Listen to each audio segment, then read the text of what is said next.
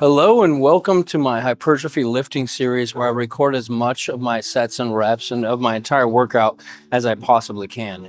I'm running my MyoMax training program. This is my second public program. This is week 4, day 2. And if you guys want to get it so you can have like a more personalized experience, and you can get it down below for $10.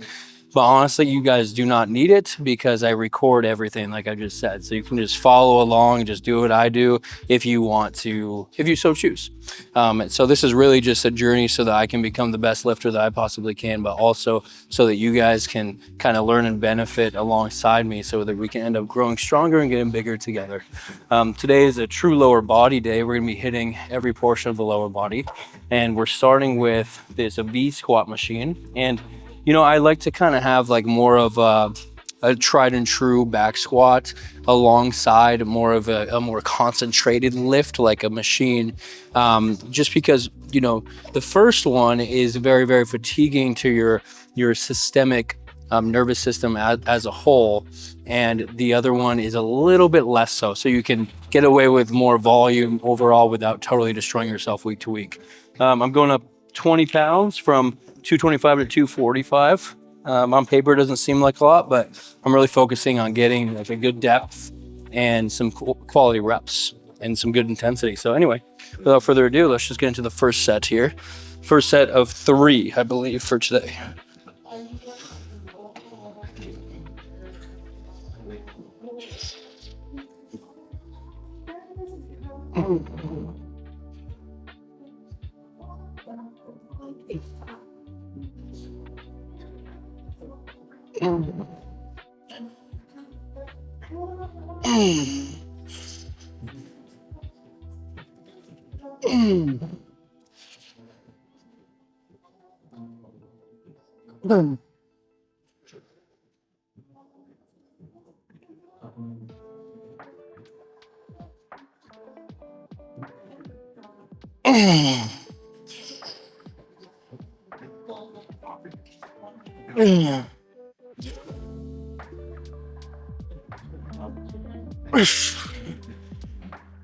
Okay, you know, I'm pretty happy with that because essentially what I did there was match the repetitions I got last time, but with the caveat of going up 20 pounds. So whatever way you swing that, that's some mechanical tension progressive overload in a nutshell.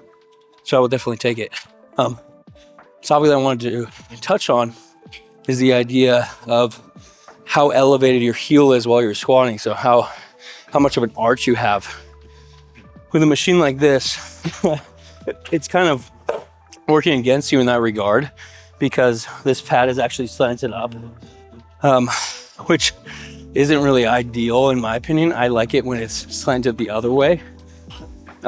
Or you could be facing the other way, then have that slant, because basically what that would be allowing is it would be allowing for greater ankle range of motion. So for any of you guys who have, or girls that have really tight ankles, like I'm pretty sure that I have a little bit of that going on, it can feel very, very challenging to get the full range of motion.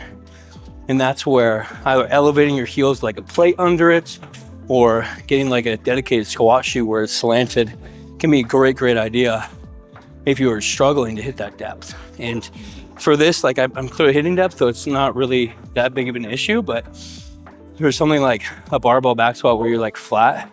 I've always like kind of had trouble with that. So back in the day, I actually bought some squatting shoes and it totally fixed it up. So it's just, you know, if you know, you know, and now you know.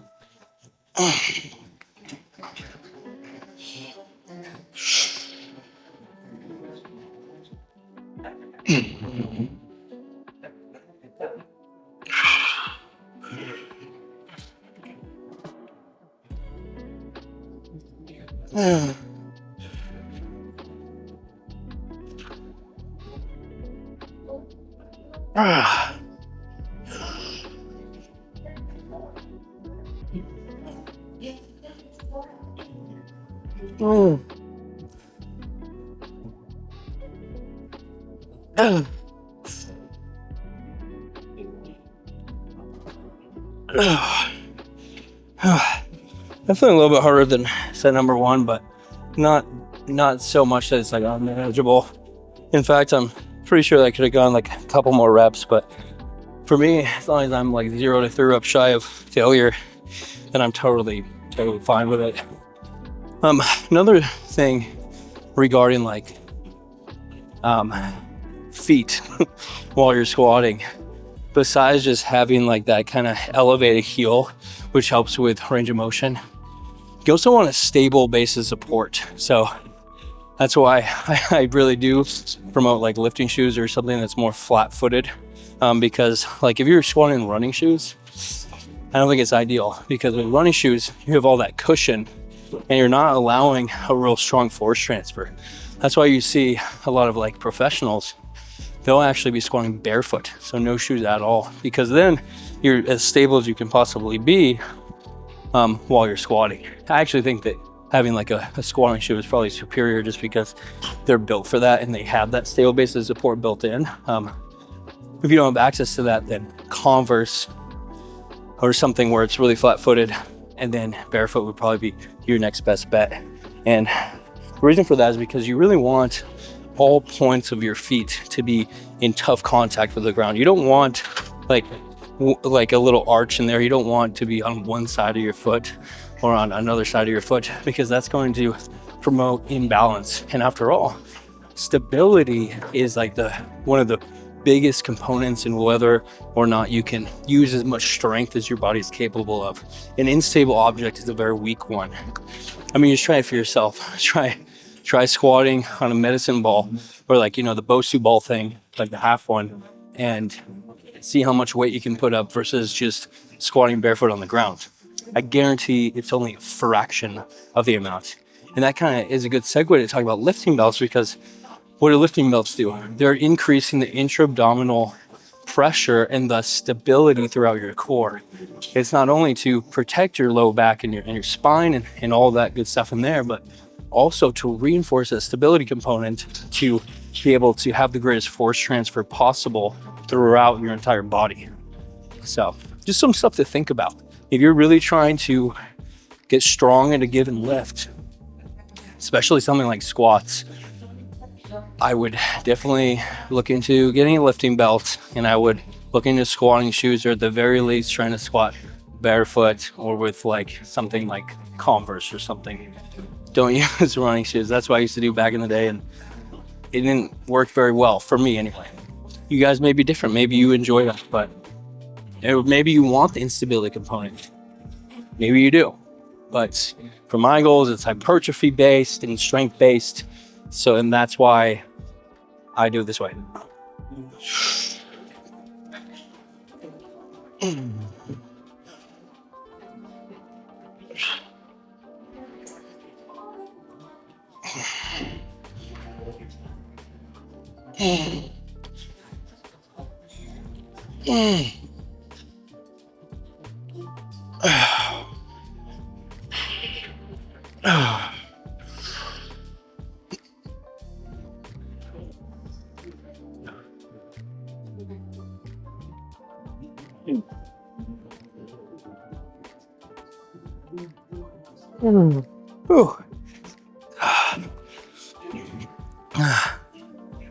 I used to think that my knees going over my toes was instantaneously a bad thing while squatting. I think that, a lot of people actually fell for that fear-mongering belief.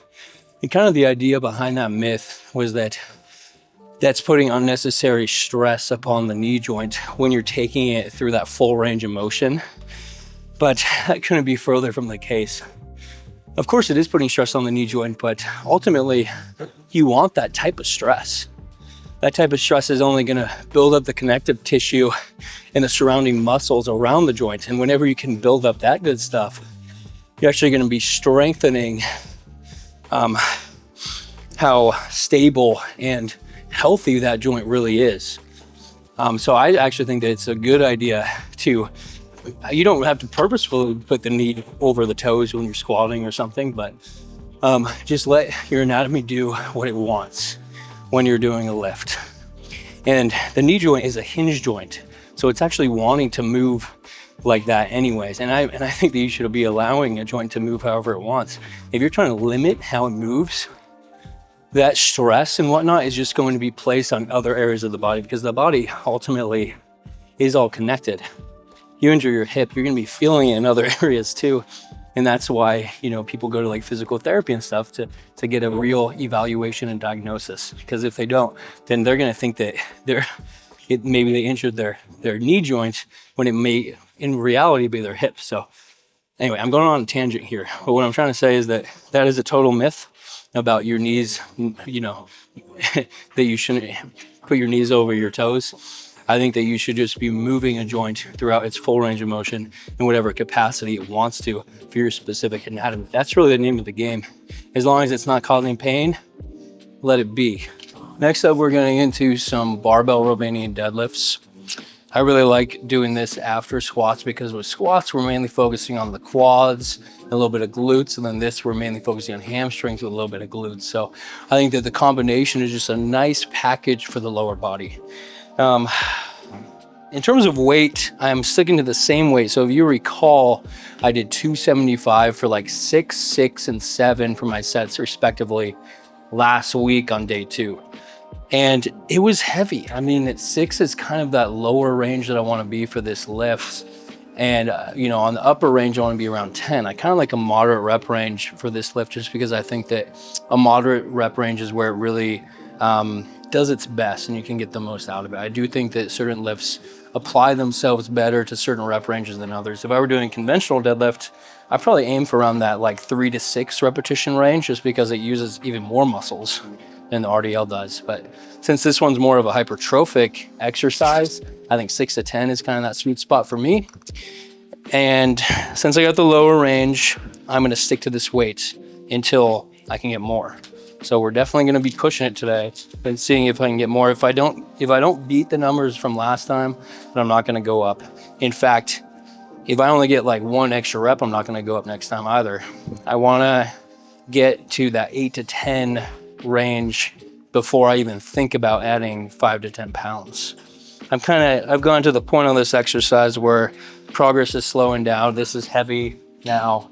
I think before, like, I was kind of working my way into the exercise and just slowly progressing. But we've hit that point where progress is gonna be slow, it's gonna be monotonous, it's gonna be difficult. But progress is progress nonetheless. Let's get into the first set.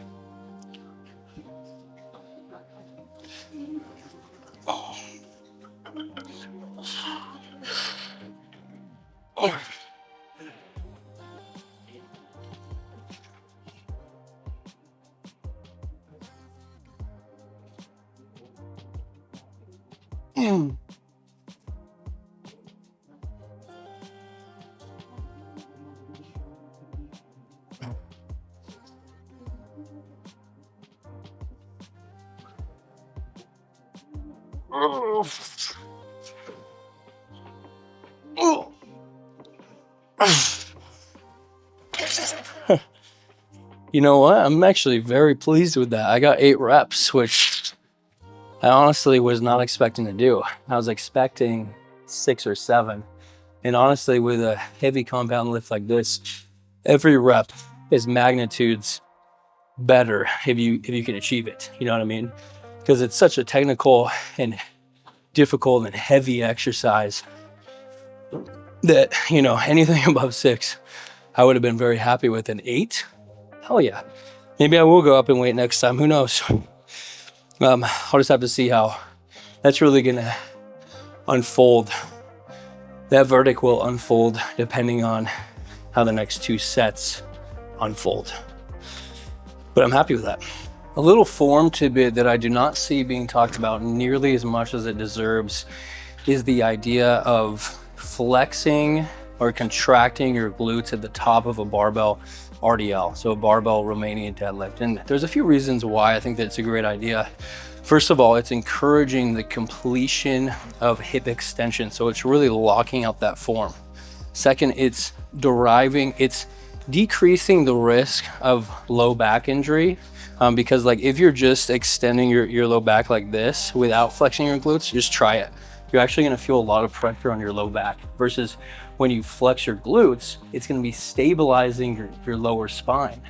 And it's going to be stabilizing your hips. So it's going to be stopping you from going into that bad range that you don't want. So it's really just completing the repetition without going too far. It's ensuring a minimized injury risk while also ensuring good form.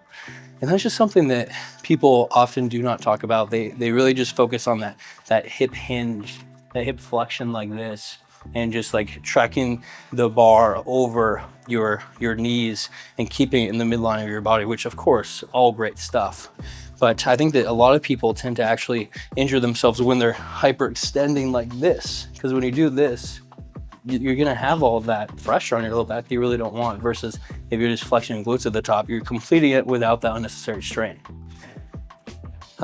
Just something that I think that if you guys are not implementing already, it may be a good idea to at least give it a go and see how it feels for you.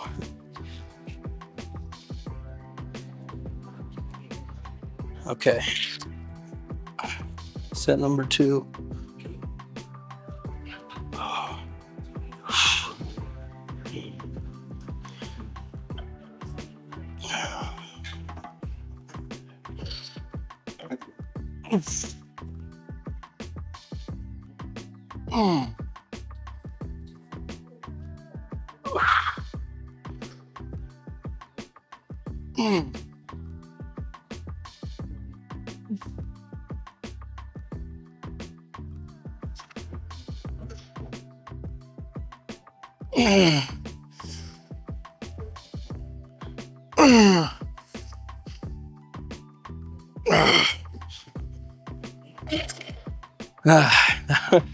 That one definitely was a little bit harder.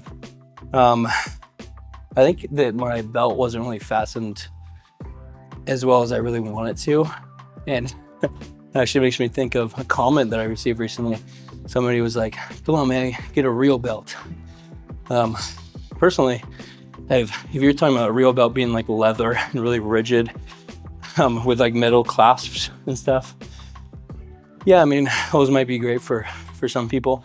And in fact, I mean, they are great, but in my experience, I've had a couple of them and I've actually bruised some ribs and wasn't able to squat for a very long time just because of how the belt was too rigid and actually kind of messed me up. It could be user error, but I find the more rigid the belt is, the more marks it leaves on me and the more unpleasant it is to squat. And this one was really cheap. Yeah, for like 30 or 35 bucks. And it's Velcro, so it kind of conforms to your body instead of your body having to conform to the belt, which for my uses is actually really beneficial because it's lightweight, it's easy, it folds up really nice. And you know, I'm decently strong, but I'm not like extremely strong. I think that once I get up into like the 400 or 500, 600 deadlift territory and squat territory, then yes, a more sturdy leather belt may be a better option. Just because it won't be cracking under the load. And whether this one can withstand it or not remains to be seen. But I have a hunch, and the hunch is that no, it will not be able to withstand those great loads, but for my current strength level and what I'm doing, it is perfect because I am not hurting myself. It's lightweight, it conforms to my body, my body conforming to it. It's just so win-win-win-win in my book, especially for the cost. And you know, it's never crapped out on me. I've never had any issues. So once I get stronger, yeah, I'll probably replace it. But right now, it's perfect.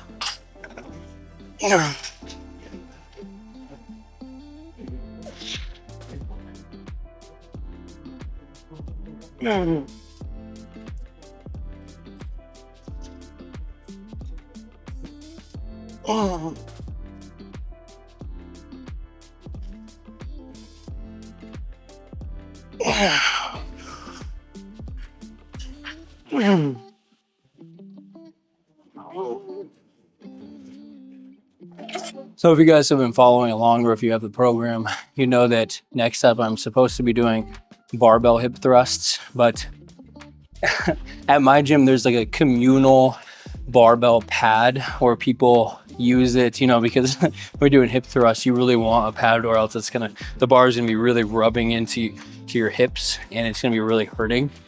So I usually use that pad, and therefore I haven't been bringing my own pad. I have my own pad at home, but with my camera in my bag plus the pad, it gets really, really cluttered really fast. So I've been leaving it at home since I've never run into the issue where I can't find it. What I'm trying to say is the pad is missing. I think that somebody stole it because I've searched every corner of the gym and it's not here. So what I'm gonna be doing is I'm going to improvise, and I'm gonna be doing kettlebell swings instead of the barbell hip thrust. And you guys don't know what that is, it's just pretty much a more athletic version of a hip thrust where you're involving a little bit more musculature. You're using some momentum. It's standing, and I think that whenever you're doing like something standing, it is more of an athletic movement because you're naturally going to be in more of a ready position. However, that doesn't mean that it's not good for building muscle. I think that a kettlebell swing is a fantastic hypertrophy and conditioning exercise. It's actually one that I used to do quite a bit, but I do prefer something that's more stable and controlled, like the barbell hip thrust, to something like the kettlebell swing, just for hypertrophy sake alone. So, you know, we're gonna improvise, so let's just cut right to it. Let's just get the sets out of the way. Okay, so this, I'm kind of taking a larger than shoulder width stance, just so the kettlebell can go in between my legs. And then I'm gonna be hinging at the hip while keeping my back relatively straight, just like on a RDL. And then using my hips instead of my arms. You don't wanna be lifting with your arms, it's gonna be really challenging. So actually be lifting with your hips and then swinging up with your arms at the same time. So you're kind of going like this. You're just focusing on really contracting your glutes and getting that hip thrust, that hinge of motion.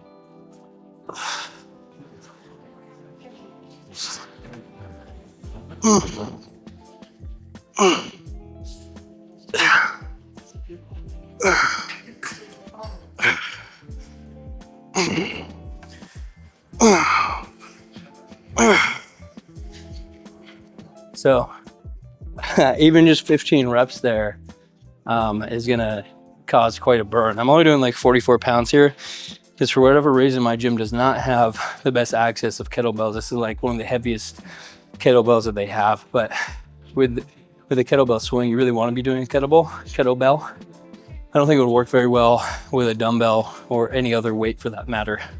But this brings up the interesting topic of what happens when you don't have an exercise, or it's like being used at your gym. What happens then?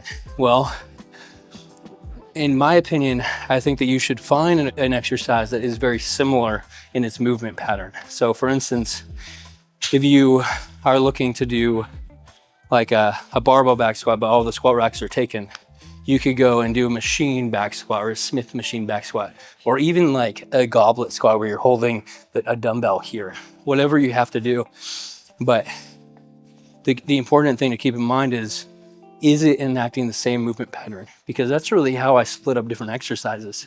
You know, on like for my back days, I'm looking for a vertical pull and a horizontal pull, and then some sort of like rear delt fly, and maybe like a lat straight arm lat pull down, which is kind of like the fly for the lats, just so that I can hit those different movement patterns. And then those are kind of like slots that I'm attributing in my specific program. So say the lat pull down is being taken, or maybe my gym doesn't have a lat pull down, which it does, but maybe yours doesn't. Then what do? Oh, find a bar and do pull-ups. Oh, you can't do pull-ups, grab a band, you know, use assistance, grab an assisted pull-up machine. Whatever it is, as long as you're doing that vertical pulling motion, you're gonna be working all the same muscles, it's just gonna be in a slightly different way. And therefore, since the pad isn't here and I didn't bring mine, I'm substituting it with a similar motion, which is the kettlebell swing. It's just a more athletic version, but I'm still getting that hip thrust component, which is what I'm after. Let's get into set number 2. Next time I'll be bringing the pad because I would rather be doing, I wrote the program in a specific way for a reason. No.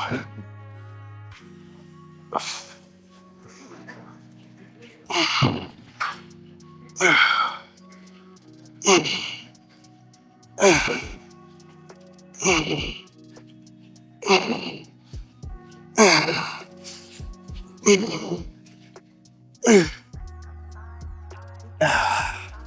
cool thing about kettlebell swings and the capacity that I'm doing them anyway is you really don't need that that long of a rest period in between, because you're not lifting like maximal loads. You're not lifting probably even close to like your 1 rep max, and nor should you. This is more of a technical endurance based lift. That's just how I would categorize it anyway. Of course you can take any lift in any capacity and you can make it a strength movement, or you can make it an endurance movement, or you can make it kind of like in that middle zone, that hypertrophic type of zone, if you so desire.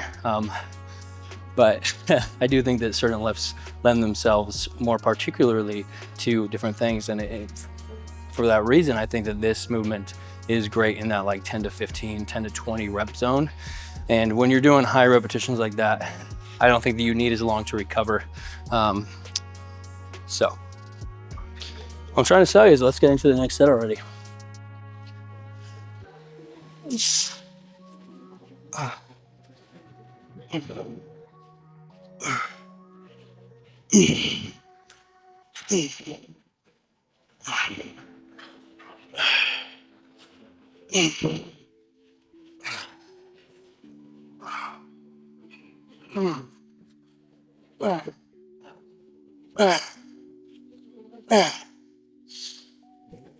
Up next, I'm getting into the machine leg press just for some additional quad volume without the added fatigue that you may get on something like a squat, for example. I really like this movement because it's taking out some of the core features of a squat, so you're just getting to focus on your quads and on just using your legs. Like, it doesn't have a core stability component, and you're not being axial loaded throughout the top of your spine and down to the bottom. So I just think that it's a great like added stimulus without adding too much of a problem and having to really muster through and like, you know, you don't want your leg days to be so brutal that you just hate doing them. Let me just say that. Anyway, I'm going up 15 pounds from 255 to 270 because I got around 12 repetitions per set last week, which is quite a bit. That being said, I do think that this is one of those exercises where I'd like to get at least over 10. However, I think that I'm good to upgrade. So let's get after it.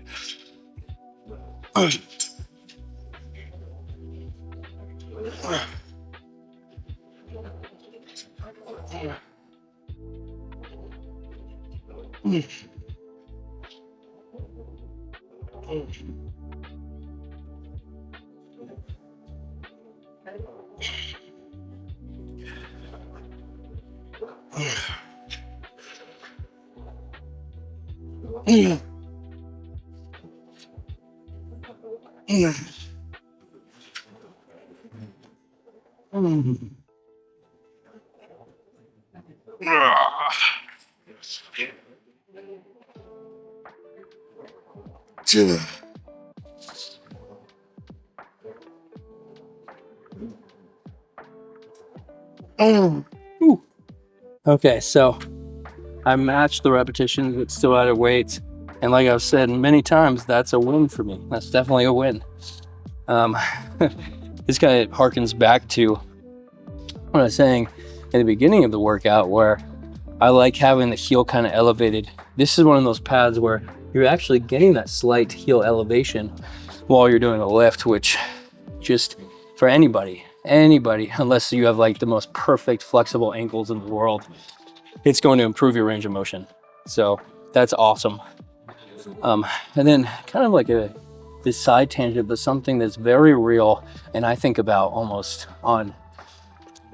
every single day is the idea of you have to be trusting the process, because building muscle, building strength, anything fitness related is a very, very, very slow process. It's going to take a very long time. And while you're doing it, you may be tempted to think things like, oh, is this even worth it? Because honestly, every time you go into the gym, you have to be working hard in order to make progress. in order to change your body, in order to change how you feel. You have to be kicking ass and taking names. And, you know, a lot of the times you're not going to want to do it because it's hard. And you may have other things going on in your life that seem much more important, and probably are. However, that's when just trusting the process comes into play, because every single workout that you do, every single time you make the correct food choice, you know, eating healthier, eating enough, eating, you know, as little as you need to, or whatever. Whenever you make that process, that's a small building block towards your future self and towards where you ultimately want to go. And if you're not making that building block day after day, then the tower isn't going to stack very high, and you're not going to get very much out of it. And that's where just having belief that you're doing the right thing comes into play. You know, if you don't have that belief, then you're going to end up giving up. And that's just the sad truth of it. But if you're not trusting the process, if you don't have the belief, you're going to give up. And it happens to so many people, and it really sucks. But that's just how it goes. And it's not going to happen overnight either. It takes a lot of time. And that's where the doubt creeps in, you know. I think that the biggest secret is to make it into a habit and learn to enjoy the process. That's really the biggest secret. If you don't enjoy it, then you're not going to want to do it for very long. So find what you like, stick to it. I like lifting. I always have, and it works for me. Some people don't like lifting, they like running. Those are only two examples of the hundreds that you could like, you know. And I'm assuming that most of you guys like lifting if you're watching this channel. Set numero dos.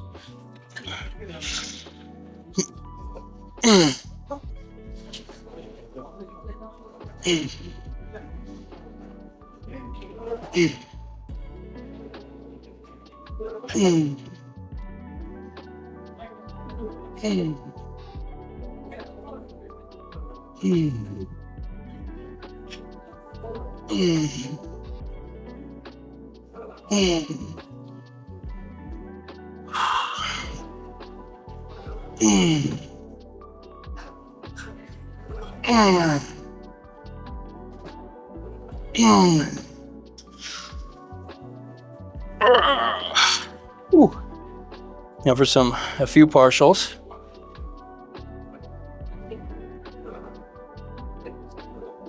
I do those partials just to add in some more time under tension in the most hypertrophic range of the motion, which is in that stretch position. Now you don't get like extraordinarily stretched at the bottom of a leg press, but it's much more stretched than the top. So I think that the more time under tension, the more time that you're allocating to that lower portion, the overall better. And of course, you still want to get full range of motion reps. The verdict isn't in whether just staying in that bottom half is superior versus full range, but I think that cranking out a few at the end is probably better than nothing, in my opinion. But anyway, you guys are probably sick of me talking, so let's just cut to set number 3. I love being deliberate, slow, and controlled on this lift. You gotta be slow and controlled sometimes, I feel like.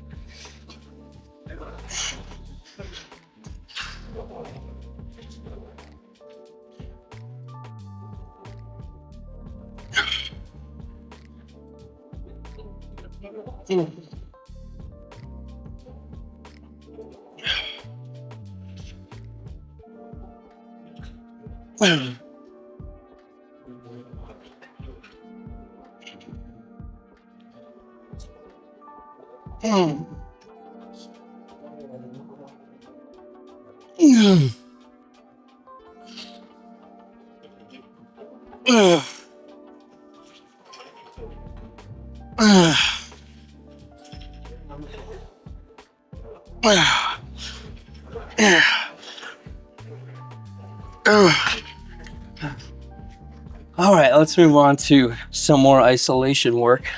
Next up, we're gonna be finishing off with the prone hamstring curl to really add in some additional hamstring volume without destroying ourselves. So then some unilateral leg extensions.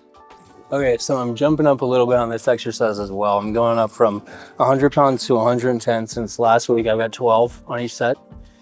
I think the drop set is going to be like 5 pounds less. I think I'll drop it down to 65 instead of 70 since I had the 5 pound addition last time. But this week we're doing 3 sets. So that's already a form of progressive overload since the sets are going up.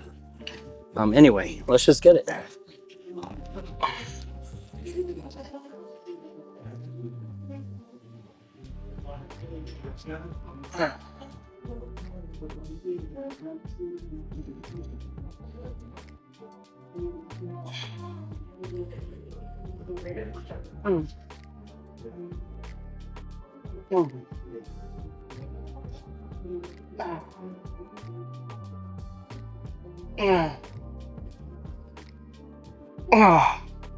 Oh, there's no way I could do 12 there, but I got 10 with good form.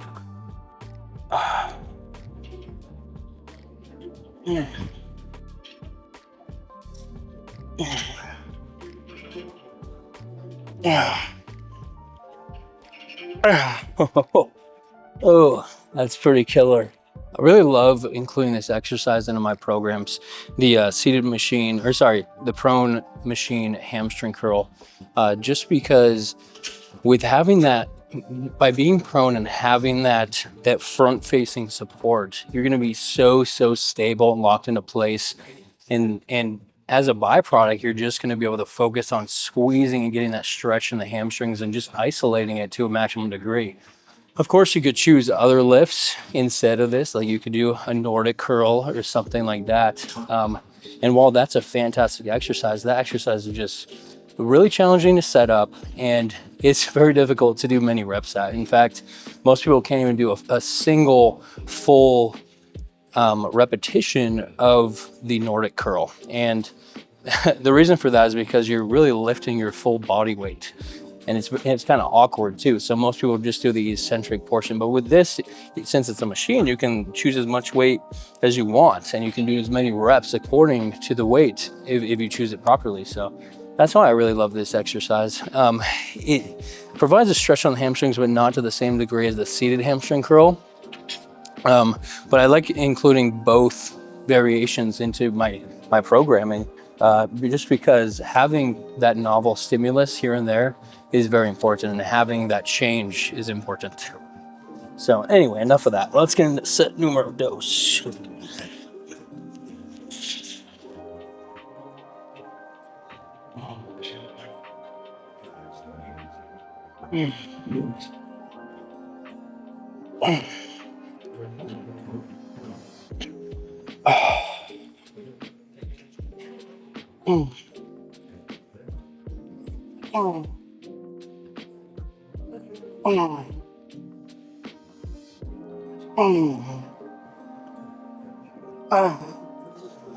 Really focusing on controlling that negative, that eccentric portion.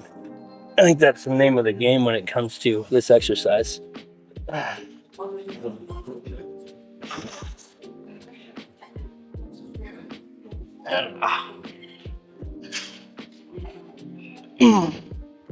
Ooh, it's a definite burn, that's for sure.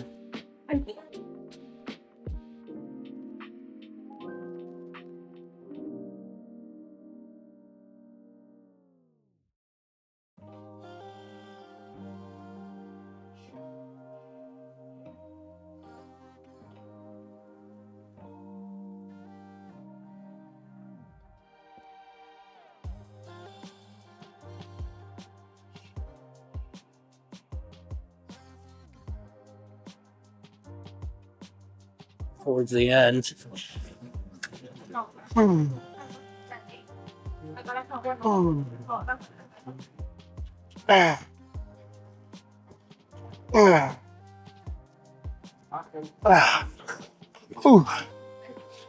Next up, we're getting into some isolation work for the quadriceps. And I really love the leg extension machine for many reasons, but one of the main reasons is because it hits the vastus lateralis. It's like teardrop muscle. It's one of the 4 quadricep muscles. And the reason why it hits it to such a large degree is because this is one of the only muscles that crosses both the knee and the hip joint. So when you're enacting quad extension, you're going to be working it to a very, very large degree. In fact, it's going to be worked a lot more than it typically would be in something like a traditional squat movement pattern. Of course, the squat is working every muscle of the quads as well, but just because of how the squat movement pattern operates, you're not working it to as large of a degree as something like the quad extension. So honestly, having both in your arsenal is probably the best way to go if you want some overall quad development. Anyway, this is a unilateral machine, so I'm actually going to be doing it both legs at a time until failure, and then I'm going to swap to one leg at a time until failure for 2 times. So double failure. And, I'd be hesitant to do that on something that's very fatiguing, like a deadlift or squat. But since this exercise is so stable and you're working your leg or your quads in isolation, as isolated as you can possibly work them, you're not fatiguing yourself too much. And therefore, I like to include some intensity techniques on some of these isolation machine exercises. For example, we just did a drop set on the prone hamstring curl. So now we're going to be doing something kind of similar on the quad extension machine. Let's get after it. I'm going up 10 pounds from 60 to 70 on each. May not sound like a lot, but it feels like a lot.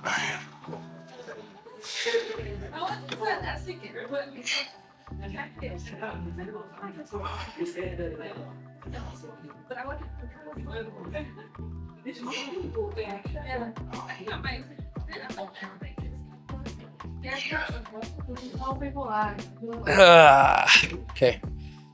1, 2,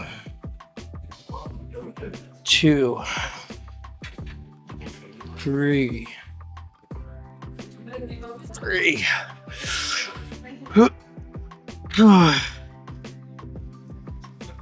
4, 5. Okay, that's gonna do it. That's technically 15 repetitions, but 10 bilaterally and then 5 unilaterally on each side. So a total of 15 on each, which is pretty good.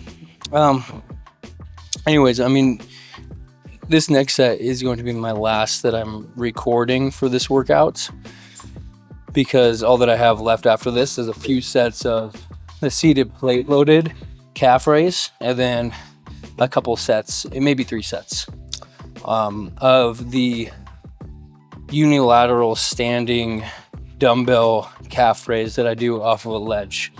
If you guys are curious on how to perform those, I recorded them a bunch on my previous public program, Hypertrophy 1.0.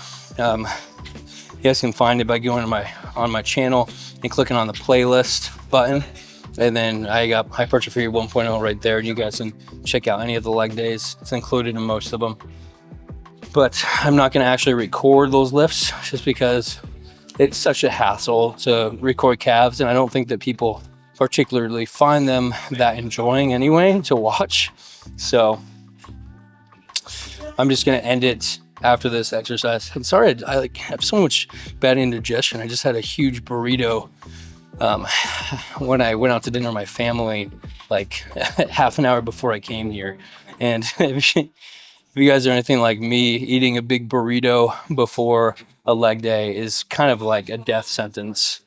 But it couldn't be helped. I'm hitting like a later night workout, and I'm not gonna miss dinner with my family, especially when there's a huge meal involved. So, not really ideal for the indigestion part, but from a calorie and energy perspective, it probably is ideal. Anyway, let's finish it up.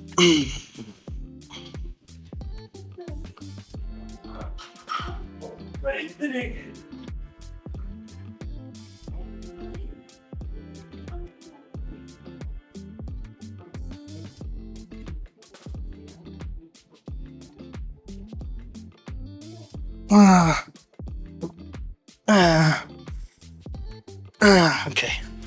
Now unilateral. Sometimes I'm tempted to like rub my legs when I get that wicked burn. 1, 2, 3,